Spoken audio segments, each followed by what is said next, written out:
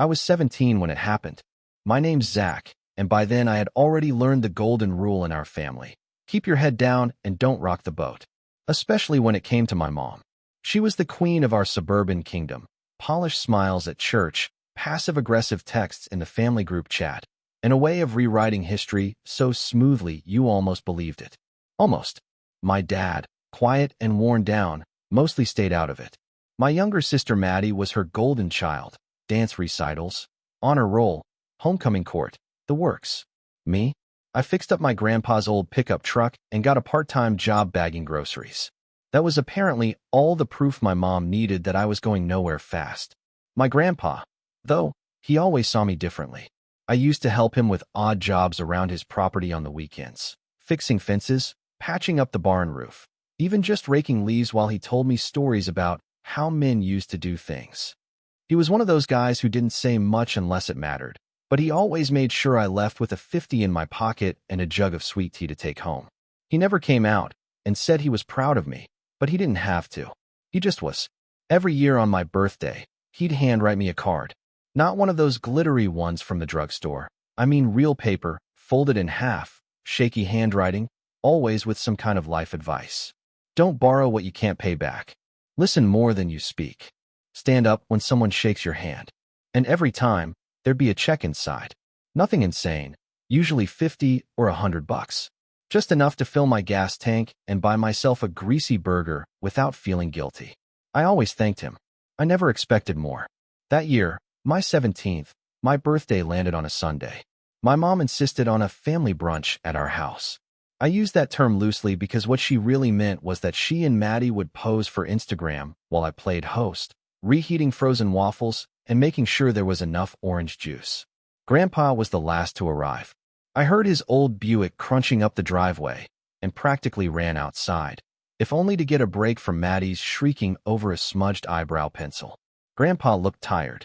His gray cardigan hung looser than usual, and his face was more sunken, but his eyes lit up when he saw me. We hugged, quick and firm, and he handed me an envelope with my name written in his usual blocky print. I tucked it in my pocket and promised to read it later. He patted my shoulder and nodded, like he always did. Brunch was the usual performance. Mom flitted around refilling coffee cups and complimenting Maddie's natural glow, ignoring the fact that she was wearing more makeup than a YouTube beauty guru. Dad said maybe 5 words the whole time. When I finally opened the card at the table, I read the message, smiled at the familiar bit of grandpa wisdom. Work hard, even when no one's watching, and then unfolded the check. It was for $100. I blinked, surprised. That was more than usual, but not wildly out of character. I smiled at him across the table. Thanks, Grandpa, I said, lifting the check. This'll help a lot. You didn't have to. He frowned, confused. What check? I held it up. The birthday one. $100. That's really generous. The room went silent for a moment. Maddie paused mid-selfie. My dad shifted in his chair, but my mom's fork clinked loudly as she set it down and stood up. I'll get more syrup, she muttered, disappearing into the kitchen. Grandpa leaned forward, squinting. Zach, I didn't write you a check this year. I laughed awkwardly, thinking maybe he forgot. It's okay. I really appreciate it. No, he said slowly. I wired you money. To your savings account. A week ago. $100,000. You ever feel the air get sucked out of a room? That's what happened. Everything froze except for my brain, which went into overdrive trying to make sense of what I'd just heard. 100,000? That couldn't be right. He had to be joking. But Grandpa wasn't a joking kind of guy. I looked over at my mom, who was now standing in the doorway, pale and still, gripping the syrup bottle like a grenade. What are you talking about? I asked, voice cracking slightly. My savings account. I called the bank, he said, ignoring my mom's laser glare. Your dad gave me the routing info years ago. Said you were saving up for school, maybe a truck. Figured you'd need a real boost soon. So I wired it. Last Monday, I felt sick. I hadn't seen a single notification. No deposit. No alert. My bank app showed the same sad 3-digit balance it always did. I stared at Grandpa, then turned to my mom. She blinked, tight-lipped. That's not. I mean, we should talk about this later. What later? I said, louder than I intended. You knew about this? Zach, she said sharply, like I was a child again. Not at the table. No, Grandpa said. His voice was quiet, but it cut through the room like a blade. I want to know what happened to the money. I stood up, my legs trembling, and pulled out my phone.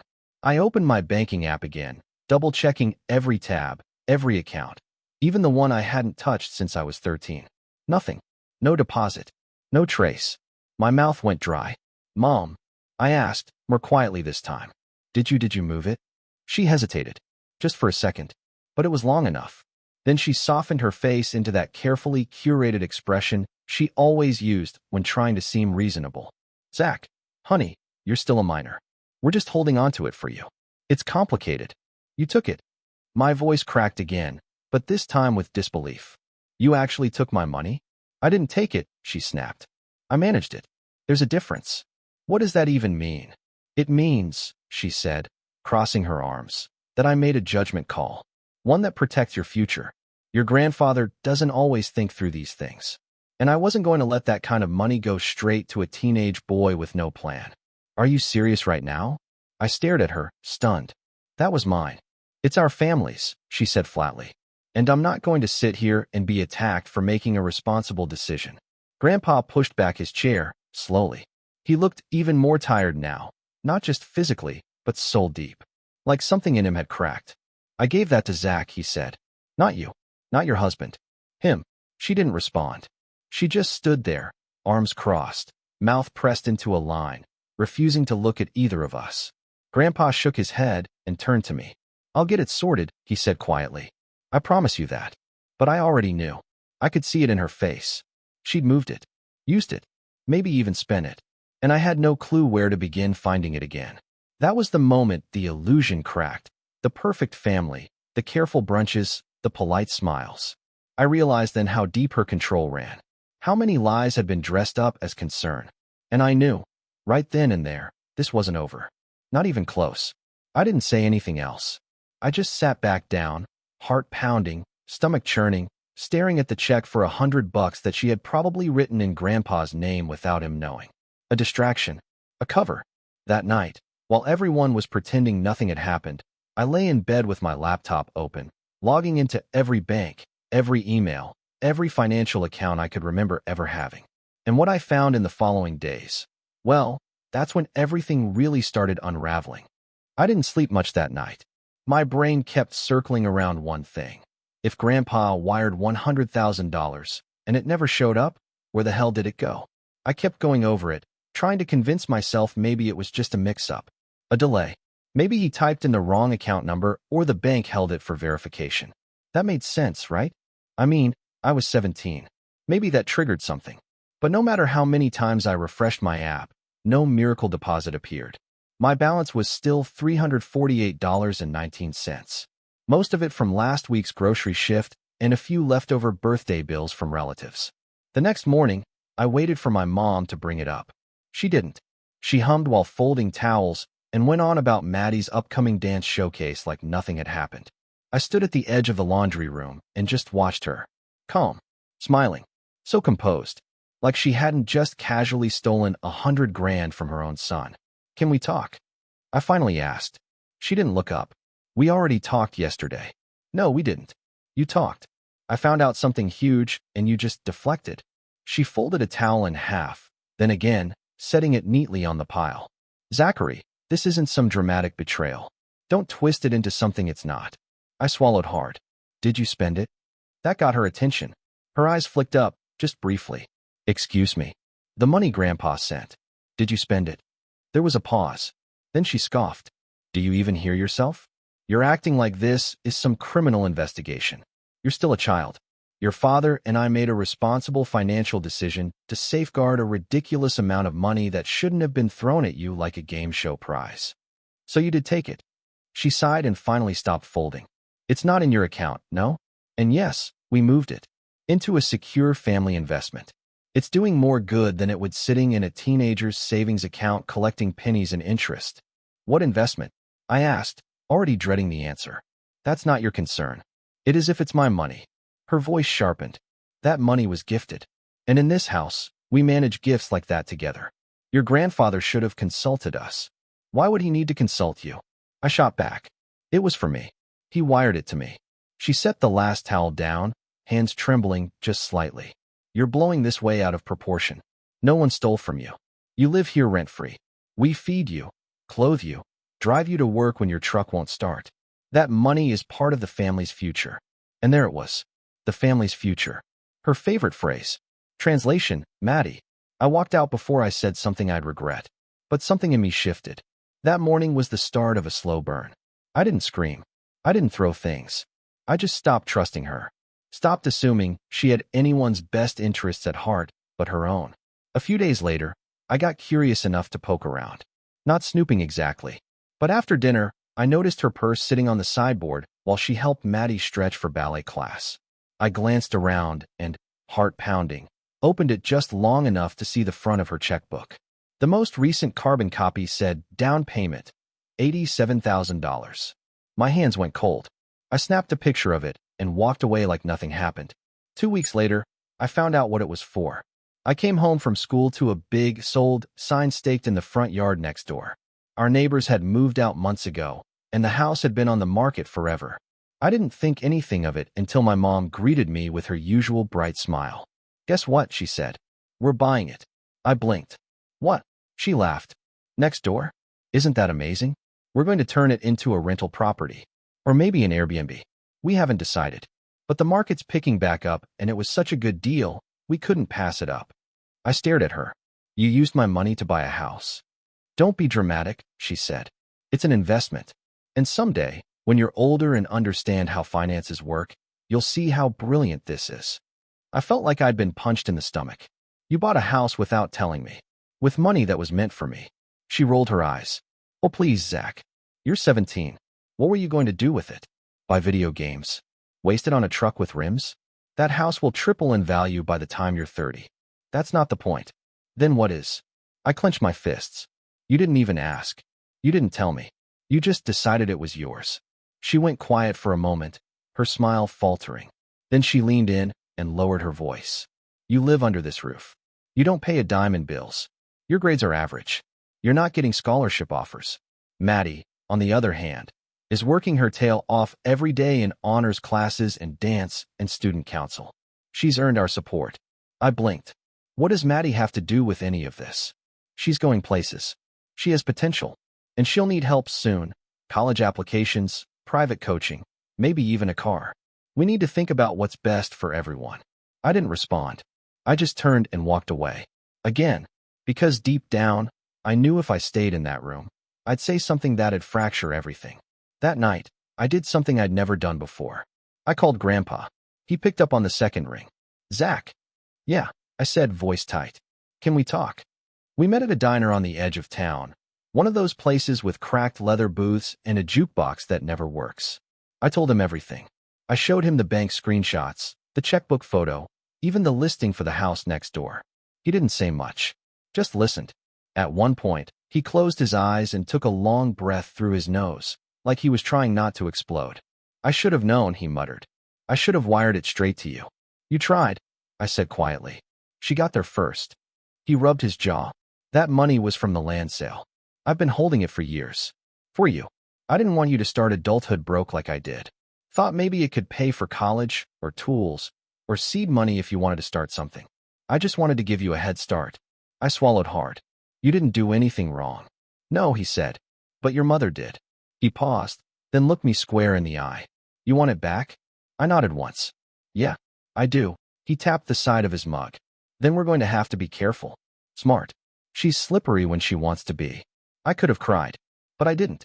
I just nodded again, harder this time. It was late when I got home. My mom was sitting in the living room with her laptop and a glass of wine, scrolling through real estate photos like nothing had happened. Maddie was watching TikToks in the kitchen, earbuds in, humming along to something that sounded like a chipmunk with auto-tune. I went straight to my room, locked the door, opened my laptop. That was when I started planning. I dug into county property records, pulling up the purchase details for the house next door. And there it was, listed under an LLC.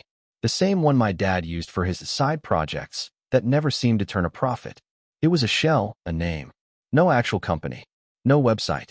No employees. Just something my mom registered years ago for tax write-offs. But it was in my dad's name, not hers. That was interesting. I started keeping a notebook, tracking dates, statements, little things she said. I paid attention in a way I never had before. How she moved money, how she justified things, how easily she bent reality to fit her story. I didn't know yet what I'd do with it all, but I knew one thing for sure. I wasn't letting this go. And then, just when I thought things couldn't get worse, they told me the real reason they bought the house. It was a Saturday afternoon. I was out working on my truck when Maddie bounced over with a phone in her hand and a huge grin. "Guess what?" she said. I looked up from the oil pan. "What?" "They're giving me the house." I blinked. "What?" She laughed. "Not now, duh. But eventually. After it's fixed up. Mom said it'll be my place when I go to college nearby, so I can focus on school without dorm distractions. Isn't that amazing?" I stared at her. My heart was pounding. "You're getting the house?" Yeah," she said, like it was obvious. They said it just made sense. "I mean, you're probably gonna move out soon anyway, right? But I'll be here. And it's such a cute house. I already picked my room." She skipped off before I could respond, twirling her phone in the air. I stood there, oil dripping from my hands, heart thudding in my ears. They didn't just take the money. They gave it away. To her. That was the moment. The moment it all snapped into focus. This wasn't just unfair. It was war. And I was done playing nice. I didn't say anything that night. Not when Maddie bragged over dinner about how they might knock down the back wall to expand her room. Not when Mom poured herself another glass of wine and mentioned that everyone makes sacrifices for family. Not even when Dad, who hadn't looked me in the eye since the brunch, mumbled something about how opportunities come when you least expect them. I just chewed my food and stared at the plate. I don't remember what we ate. I just remember tasting nothing. That night in bed, I stared at the ceiling for hours. My chest felt hollow and tight at the same time, like I'd been robbed of more than just money. I kept replaying everything. The brunch, the checkbook, the house, the smirk on Maddie's face. The $100,000 I'd never even seen. Not a penny. Gone. Just vanished into drywall and future hardwood floors. And worst of all, no one apologized. No one explained. No one even acknowledged it like it mattered. It was just understood. This was how things worked in our house. You obeyed. You didn't question. And if you were the less promising kid, you learned to settle for crumbs. I hit my lowest point 2 weeks later. It was Maddie's sweet 16. My birthday had been 2 months ago, just brunch and a few gift cards. No party. No decorations. My mom said it was a weird time of year, and everyone was too busy. But for Maddie, they rented out the event room at a lakeside restaurant. Lights, catering, a live DJ. She had a glittery silver dress and a professional photographer trailing her like she was some kind of influencer. I didn't want to go, but I had to. Mom said I needed to support the family. I wore my best button down and tried to stay out of the way. The party was crowded. Kids from Maddie's school, teachers, some of Mom's friends, even our old neighbors. Everyone was dancing, taking selfies, hugging Maddie like she was the second coming of royalty. I sat in the corner near the dessert table, watching it all unfold like I was invisible. Then came the slideshow. I didn't even know they'd made one. The lights dimmed. Maddie squealed. The screen lit up with baby photos, clips from her ballet recitals, school awards. That time, she met someone semi-famous at a dance convention. Every photo was perfect, curated, golden hour filters, and soft music. Then came the voiceovers, Dad saying how proud he was, Mom choking up, talking about how Maddie was the dream they always had. Even Grandpa had a clip, though I'm pretty sure they filmed it without telling him what it was for. He just said something like, "She works hard. I hope she stays humble." I wasn't in a single photo. Not one. There were family shots, Christmases, birthdays, vacations, but I'd been cropped out or skipped entirely. I saw my own elbow once. Maybe. And the worst part? No one else noticed. When the lights came back on, everyone applauded like they'd just witnessed a cinematic masterpiece. Maddie hugged Mom, wiping fake tears from her eyes. I got up and walked outside. I didn't even realize I was shaking until I leaned against the railing and felt my knuckles clench. It wasn't just about the money anymore. It was like I didn't exist. That night, I stood in front of the mirror and said something out loud I never had before. I'm getting out. I didn't know how or when, but I meant it. I wasn't going to be a footnote in my own life. The next morning, I started the climb. Step 1 was getting back control over myself. I'd been coasting, half-assing school, wasting time online, clocking in and out of my grocery job like it was a prison sentence. I was still smart, but I'd stopped trying years ago. What was the point? In my house, no matter what I did, Maddie outshined it. But now I had a reason. I started staying late at the library, reading everything I could about money, investing, business, personal finance, even real estate law. I watched hours of free lectures online, took notes, made spreadsheets. I downloaded budgeting apps and began tracking every cent I spent. No more fast food. No more impulse junk. Every dollar was a soldier. I was going to build something. At work, I asked to pick up extra shifts. Then I asked the store manager if I could learn more, unloading trucks, managing inventory, helping train new hires. I wanted responsibility. At first he was surprised, but then he started trusting me. Within a month, I was basically assistant managing the backroom. A few weeks after that, I got a raise. Not much, but enough to notice. At school, I asked one of my teachers if I could make up missed assignments. He said no one had ever asked him that in October before, but he agreed. I worked through every late paper, every half-finished lab, every missed quiz. I didn't tell anyone why, but my GPA started crawling up. Quietly. At home, I said as little as possible. Mom noticed the change eventually. One night, she cornered me in the kitchen while I was meal prepping a week's worth of turkey sandwiches. "You've been busy lately," she said, voice light. I nodded. "Studying? Working?" "Yeah." She tilted her head. "What's the sudden motivation?" I shrugged. "Just figured it was time." She smiled like she didn't believe me.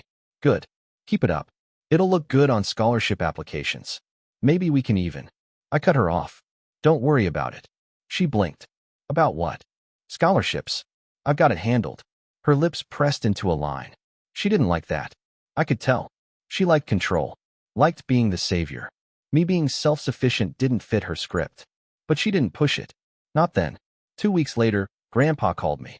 "I've been thinking," he said, "about what you said. About not seeing a dime." I braced myself. "I want to make it right," he continued. "I talked to a lawyer. I'm changing the terms of my will." My heart skipped. "What?" "I'm not going to live forever," he said bluntly. "And I'm done trusting your mom with anything related to money. You're getting the farm." I froze. "Grandpa, no arguments. I've already started the paperwork. It'll be held in trust until you're 18. But it's yours. That place was built by our family, and I'll be damned if it becomes some Instagram photo op for Maddie's engagement party." I didn't know what to say. I'd grown up on that land. The barn, the creek, the little shed where Grandpa kept rusted tools and stories from the war.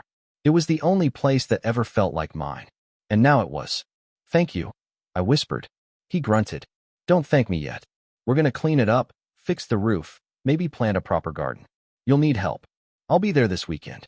Good. From that moment on, every free minute I had went into rebuilding that farm. I cleaned gutters, hauled junk, painted walls. Grandpa showed me how to install insulation and check for termite damage. We patched up the barn roof together while listening to old jazz cassettes. And while we worked, he taught me more than I'd ever learned in school. Not just about carpentry or tools, but about people. How to read contracts. How to see through polite lies. How to trust your gut. That place became my sanctuary. But I didn't tell anyone at home. I didn't tell them that the land was being transferred to me. I didn't tell them that I'd started an online business reselling refurbished tools I picked up at auctions. I didn't tell them about the part-time internship I landed with a local contractor who liked my hustle. I didn't tell them anything, because they weren't entitled to it. They never once asked me how I was doing. They didn't notice that I was gone more often, that my bank account was slowly growing, that I was getting stronger, more confident, more grounded. They didn't see the change, because they weren't looking. Maddie was too busy shopping for new furniture for her future house. Mom was too busy showing off that they owned 2 properties now to her book club. Dad was still drifting in and out of conversations like always, a ghost in khakis. And me? I was building something. Slowly, quietly, but with purpose. And deep down, I was waiting for the right moment. The moment when I'd stop being invisible. The moment I'd pull the rug out from under all of them. Because the truth was, I wasn't just rebuilding myself. I was laying the foundation for something bigger. Something they wouldn't see coming. It started with a spreadsheet. Simple, clean, titled in all caps, Reclamation Plan. I opened a blank Google sheet one night, after everyone had gone to bed. The house was dark, quiet. Except for the faint hum of my laptop and the ticking of that annoying wall clock my mom insisted tied the dining room together. My hands hovered over the keyboard as I thought about what I was really trying to do. This wasn't about money anymore. Not just money. It was about power. Because that's what they'd taken from me. My autonomy. My voice. My place in the family.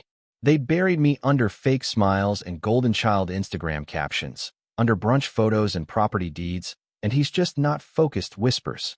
But they forgot one thing. I was watching, listening, learning, and I was going to take it all back. That spreadsheet became the blueprint. Tab 1, Timeline. I listed every major event since my birthday. The date Grandpa said he wired the money. The brunch. The check. The day I saw the checkbook. When Maddie said she was getting the house. Every little moment where something shifted. I wanted a record, not just to keep things straight, but because it reminded me this wasn't paranoia. It was a pattern. Tab 2, Evidence. Screenshots, photos, transcripts. I documented everything. I had pictures of the carbon copy from Mom's checkbook, bank statements from Grandpa's wire transfer, emails, texts, even a voice memo I secretly recorded when Maddie bragged about her future house again. I uploaded it all to a secure drive under a fake email account, separate from my usual accounts. Passwords changed. Two-factor authentication turned on. I was leaving nothing to chance. Tab 3, Leverage. This was the fun one. It started empty, but grew quickly. My first major discovery came by accident. I was helping Grandpa clean out one of the old filing cabinets in the barn when I found it. A dusty blue binder labeled LLC Records. Inside were pages of old paperwork, including the original registration forms for the LLC my parents used to buy the house next door. It was dated 6 years ago, but something stood out. My dad wasn't listed as the sole owner. My mom was the majority stakeholder, which meant her claiming it was under Dad's name during that conversation. A lie, a deliberate one. I scanned the whole binder and uploaded the contents. Then I dug into the county tax assessor's portal and found that the property was listed under the LLC, but the mailing address on record wasn't even ours. It was my mom's old office building. Another lie, another layer. They thought I wouldn't look. They really thought I'd just accept it. That same week, I visited a friend of Grandpa's, a retired estate attorney named Mr. Harlan. He still kept an office above the hardware store, mostly to avoid boredom. Grandpa trusted him. That was enough for me. I told him the situation. Not every detail. Just enough to raise the question. If someone wires money to a minor's savings account, and the legal guardian quietly moves it without informing the recipient, what are the options? Mr. Harlan leaned back in his squeaky chair and steepled his fingers. Well, technically, that's not just unethical. It's probably illegal, especially if it wasn't disclosed or documented. I nodded. What if the funds were used to purchase property under an LLC? He arched an eyebrow. Whose name is the LLC under?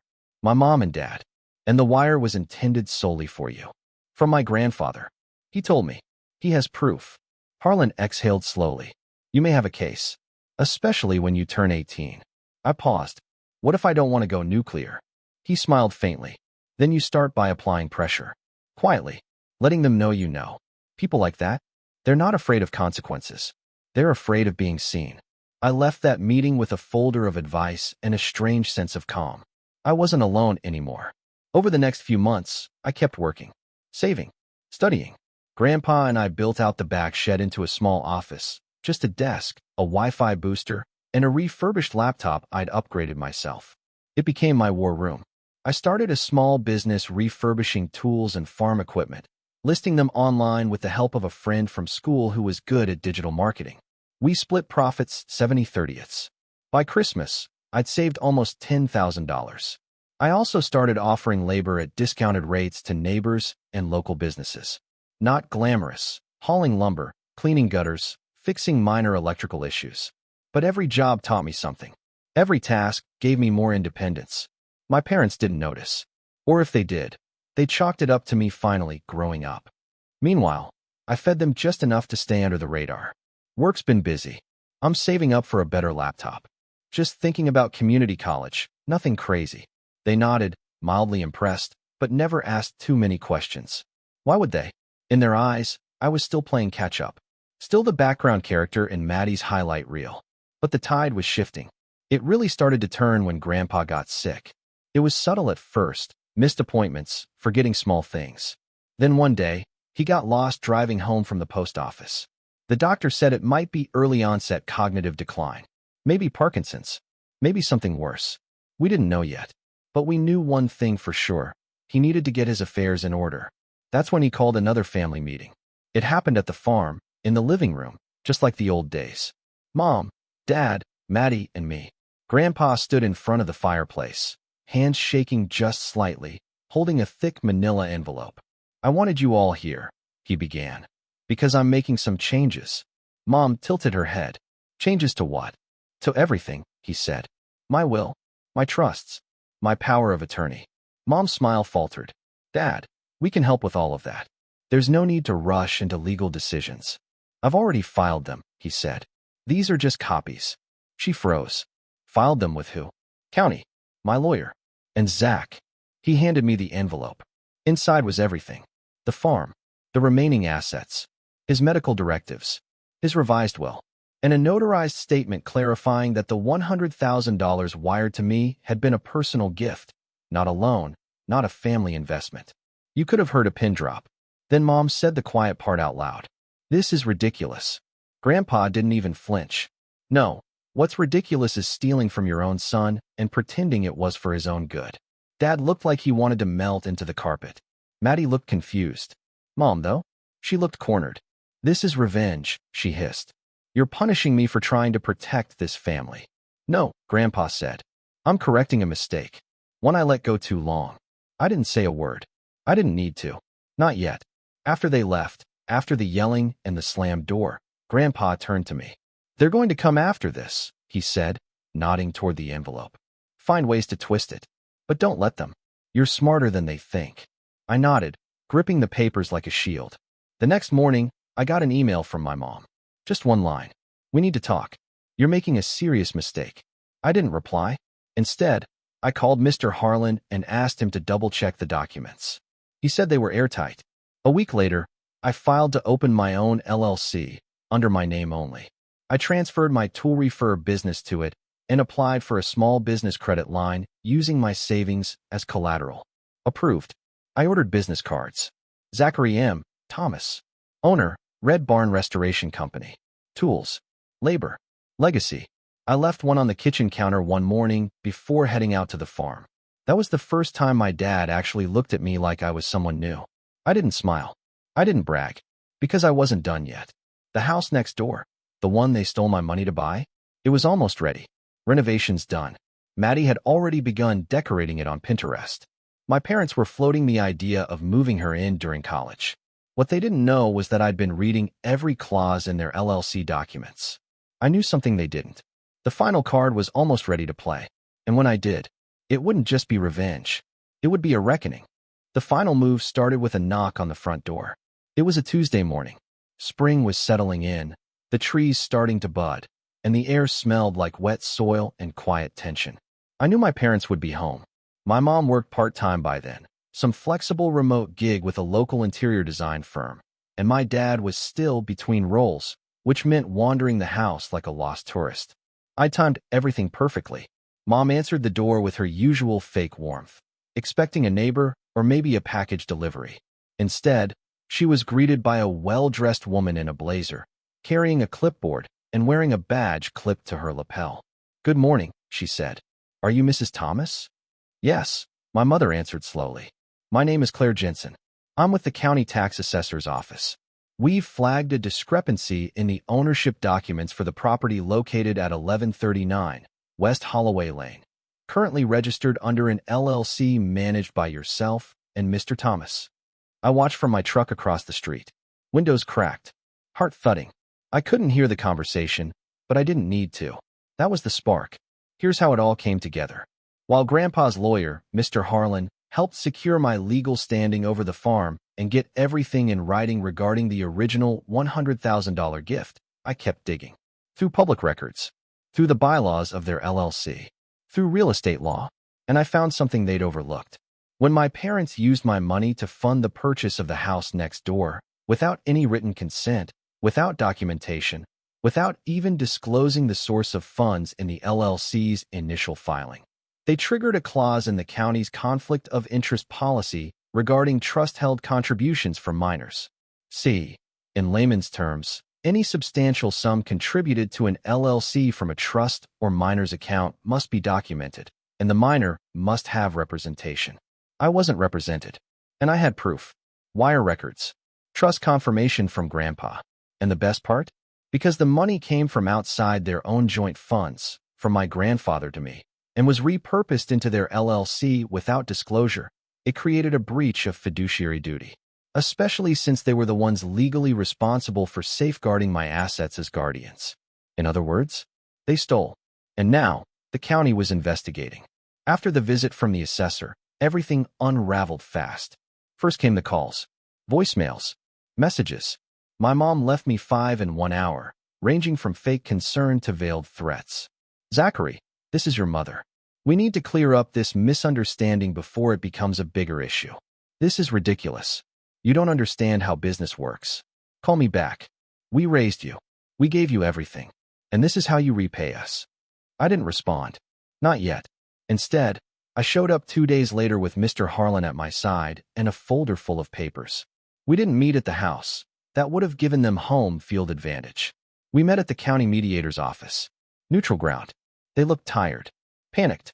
My mom had lost that practiced poise she always wore like a mask. Dad sat slumped, eyes darting between me and the documents.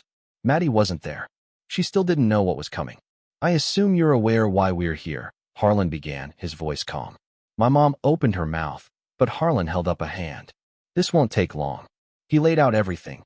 The initial gift, the illegal transfer, the misuse of funds, the real estate filing error, the tax implications. My parents tried to deny it at first, claimed family money is shared and Zach didn't need it. But the law doesn't care about favoritism. The law only cares about paper trails. And I had the receipts. Harlan offered a deal. They could avoid formal charges and a full audit by signing over the house immediately. All of it. Title transfer. LLC dissolution. In exchange, I wouldn't pursue damages or back taxes. They stared at me like I was a stranger. This is extortion, my mom hissed. No, I said quietly. This is accountability. It took an hour, but they signed. I walked out of that building as the sole owner of 1139 West Holloway Lane. It was mine now, and I wasn't done. 2 days later, I met with a realtor and listed it for sale. Maddie came home from school that afternoon to find the sign in the yard. She burst into the house in tears, screaming, "Why is there a for sale sign on my house?" My parents tried to explain, tried to spin it, but I didn't let them. That weekend, I held a family meeting at the farm. My turf. They came, reluctantly. Maddie wouldn't speak to me. My mom looked like she hadn't slept. My dad just kept staring at the floor. I stood in front of the porch, papers in hand. This isn't just about the money, I said. It never was. It's about what you thought you could get away with. The way you made decisions without me. The way you looked at me like I was disposable. No one responded. I turned to Maddie. I don't blame you, I said. You didn't steal the money, but you benefited from it. And when I tried to speak up, you acted like I was jealous. Her eyes were red. You humiliated me. No, I said. You were building your future on stolen bricks. I just took them back. Then I turned to my mom. You always told me I was the one who needed to grow up, that I didn't understand how things worked. But it turns out, I understood better than you thought. I watched. I learned. And I built something, without you, from scratch. I laid the final paper on the porch railing. I've spoken with Grandpa's medical team. I've filed the documents. I am now his legal medical power of attorney and financial custodian. Her jaw dropped. You can't do that. I just did. She lunged forward, furious. You think you're better than us now? Because of some farm and a flipped house? No, I said. I know I am. Because I didn't need to lie or steal to get here.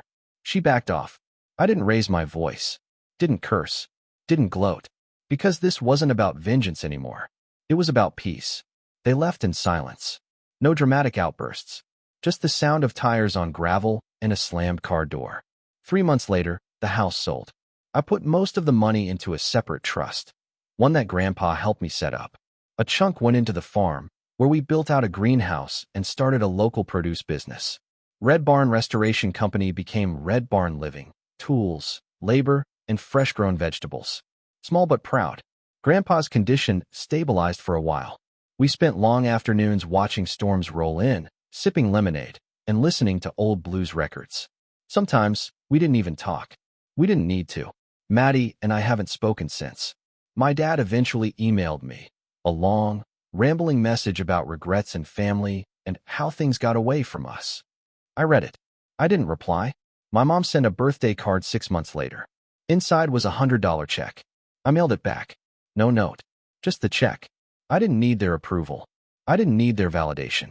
I had my name on a deed, a business license in my pocket, and a grandfather who looked at me with real pride. And for the first time in my life, I finally felt like I was home. They took my future without asking, so I built a new one without them.